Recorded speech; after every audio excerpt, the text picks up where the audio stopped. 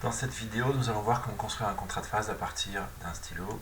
Donc ici en phase 10, on n'a fait que la partie phase 10. On va fabriquer le stylo en le tenant les morts de ce côté-là à gauche. On va mettre l'origine du programme ici à l'avant. Et pour faire le contrat de phase, c'est assez simple. Il faut faire en fait une nouvelle mise en plan. Ici, une mise en plan existe déjà pour ce stylo vu qu'on l'a fait précédemment. On va donc dire non pour faire une nouvelle mise en plan. La seule différence avec une mise en plan, c'est qu'on va changer le fond de plan, c'est-à-dire le fond de la feuille. Donc en général, il vous propose ça, les trucs de base. On va parcourir. Chez vous, c'est dans commun, TUED, fond de plan, et on va chercher contrat de phase.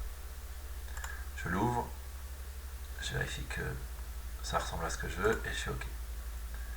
Ici, j'ai donc le contrat de phase déjà tout prêt. J'ai plus qu'à y insérer la pièce, les opérations, les outils, les conditions de coupe. Ici, on va préciser aussi quelques informations en haut sur la matière, etc. Donc, ici, je vais essayer de mettre la pièce telle que je vais la fabriquer. En l'occurrence, sur une machine, les mandrins étant à gauche chez nous, nous allons placer la pièce pour pouvoir la dessiner comme si on était en face de la machine. Je la place ici. Alors, l'inconvénient de cette vue, c'est qu'on ne verra pas ce qu'on fait à l'intérieur. Donc pour qu'on voit aussi l'intérieur, on peut éventuellement rajouter ce qu'on va faire ici.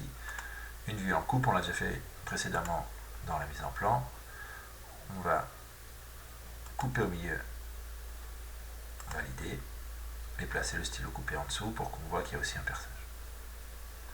Ça va aussi nous permettre de garder un stylo pour faire les opérations et un pour placer l'OP et le brut. Donc je le mets ici, j'inverse la direction pour être dans le bon sens et je valide. Maintenant que j'ai placé mon stylo, je vais placer mon origine programme. L'origine programme est très importante puisque c'est grâce à elle que je vais savoir le décalage que je vais rentrer dans la machine et de combien il faut que je sorte la pièce avant de l'usiner. Pour ça, je vais insérer un bloc.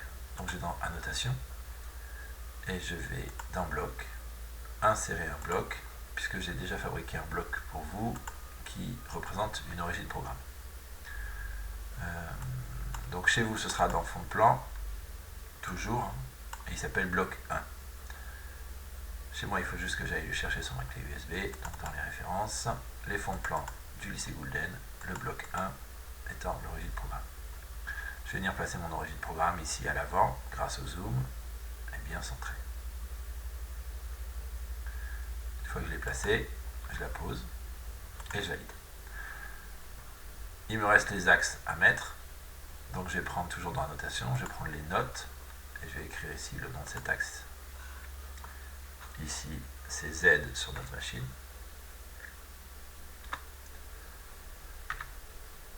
Et une deuxième note ici, qui est X sur notre machine. Voilà. J'ai placé mon origine programme. Maintenant, il va falloir que je définisse le brut et les différentes opérations que je vais effectuer. Donc on va définir le brut toujours sur cette pièce ici, basique, et on fera les opérations sur celle-là car elle nous permet aussi de placer le pointage perçage. Alors, pour dessiner le brut, je vais tout simplement ici dans la notation, dans l'esquisse plutôt, prendre un rectangle qui représentera notre brut et venir dessiner le rectangle autour de la pièce usinée. Donc là, le brut, je vais faire dépasser un petit peu volontairement, puisqu'on va commencer par dresser la pièce. Et je vais le faire dépasser un peu derrière pour qu'on montre qu'on peut tenir la pièce dans les morts. Voilà. Une fois qu'on a fait ça, on va pouvoir déterminer les opérations en leur mettant des numéros. Pour faire ces numéros, on va utiliser l'outil bulle qui va nous permettre de définir chaque opération avec un numéro. On va commencer par la première opération qu'on fait toujours, c'est-à-dire ici le dressage de cette face. Donc je clique sur la face que je veux usiner. Ici par défaut, les bulles sont en numéro d'article. Nous on va mettre du texte, ça nous permet de changer et de mettre ce qu'on veut à l'intérieur. Donc je vais mettre une opération ici. Ensuite, on va venir faire le contour de cette partie-là et de cette partie-là. Je vais cliquer ici. Je vais aussi pointer, percer ce trou. Donc là, je vais cliquer ici sur le trou. Et pour finir, je vais tronçonner la partie arrière. Voilà. Une fois que j'ai passé toutes mes bulles, je valide et je peux revenir dessus et changer le numéro de l'opération comme je veux. Donc nous, on va choisir celle-là comme numéro 2, celle-là comme numéro 3,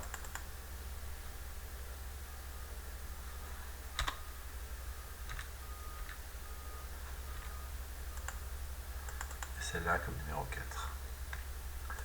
Alors, ces numéros n'ont pas d'importance, mais en général, pour une question pratique, on essaie de les mettre dans l'ordre des opérations qu'on va effectuer. Mais c'est juste un repère pour que la personne qui lise le contrat de phase sache quel contour il va usiner à ce moment-là, quelle opération il va faire, etc. Une fois que j'ai fait ça, je peux commencer à écrire mes opérations, mes outils et mes vitesses de coupe. Alors le plus simple, c'est d'utiliser l'outil note toujours, et de venir se placer sous les opérations et d'écrire l'opération qu'on veut faire. Donc ici un dressage. Ici, je vais utiliser un outil à charioter, dresser. Ça me permettra de faire tout avec le même outil. Ensuite, je vais ici rentrer les vitesses de coupe, etc. et les numéros d'outils. Le numéro d'outil ici, il est important qu'il corresponde au correcteur que l'on va placer à côté et aussi à la position de l'outil dans la machine. Les vitesses de coupe, vous les prenez soit dans le tableau que je vous ai donné ou qui a à l'atelier, soit directement sur les caractéristiques de l'outil sur la boîte ou dans le catalogue d'un constructeur ou d'un vendeur d'outils. Je vais revenir sur le dressage. Je vais préciser dans le dressage que je dresse le 1, c'est-à-dire la partie avant. Comme ça, je sais exactement ce que je fais. Ensuite, je continue avec les opérations, avec les notes. Alors, pour les outils, l'avantage, c'est qu'il y a certains outils qu'on va utiliser plusieurs fois. Le dressage va nous servir aussi pour le contournage. Je peux faire un copier.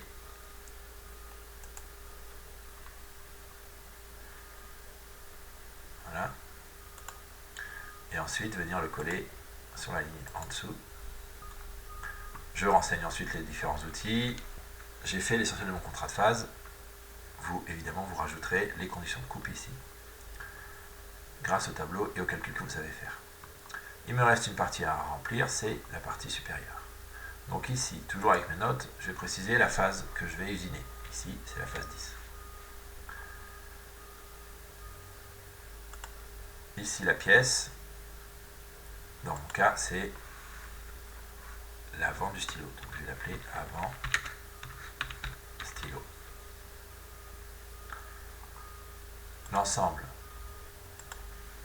c'est un stylo. La matière,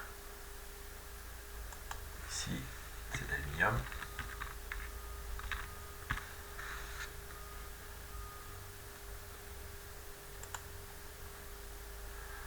Le programme, pour l'instant, on ne l'a pas fait, donc on ne connaît pas le numéro. Et la série, non plus. Ça permettra de la remplir au pied de la machine. Ici, vous pensez à mettre votre nom, la date. Et il nous reste un truc important à mettre. C'est ici prévoir le préf.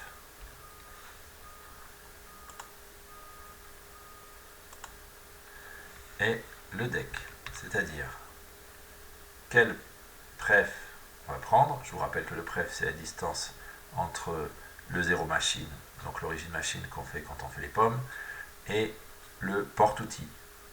Dans notre cas, ce sera un mandrin.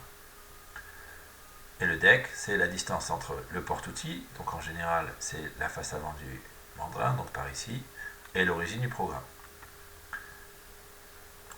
Ces valeurs, quand je les rentrerai sur la machine, je vais les écrire ici. Donc ici en X et Z, je vais mettre les valeurs que j'aurai fait et préparées une fois que le programme marche.